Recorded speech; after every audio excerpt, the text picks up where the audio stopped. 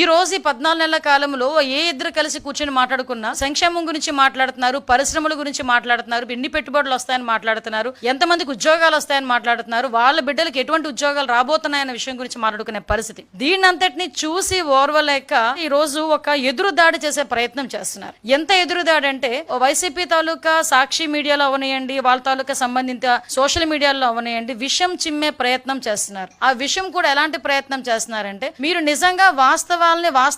ఉన్నట్టు గనక మీరు మాకు ప్రొజెక్ట్ చేస్తే డెఫినెట్ గా దాని మీద మేము ఏం యాక్షన్ తీసుకోవాలా, లేకపోతే మేము ఎలా సర్దిద్దుకోవాలన్న విషయం మీద మేమైతే దృష్టి పెట్టేవాళ్ళమే. కానీ ఈ రోజు పరిస్థితి ఏమవుతుందంటే, అవాస్తవాల్ని వాస్తవాలుగా చిత్రీకరించడం, అవాస్తవాల్ని చూపించి ప్రజల్ని ప్రలోభ పెట్టడం, ప్రజల్లోని ఒక అలజడిని, ఒక అనుమానాన్ని, ఒక అభద్రతా భావాన్ని క్రియేట్ చేయడానికి సోషల్ మీడియా వేదికగా లేకపోతే మీడియా వేదికగా కొంతమంది చేస్తున్న దుష్ప్రచారాన్ని చూస్తా ఉంటే నిజంగా తిరిగి మళ్ళా మా కొరడాలు జులిపించాలి అంటే, మా పోలీస్ కొరడా జులిపించాలి అన్న పరిస్థితి అయితే వస్తుంది. పోలీస్ కొరడా అంటే మీరు వేరేగా ఆలోచించారు కాదు, మళ్ళా మేము కూడా దాని మీద ఇది నిజం కాదు, ఇలా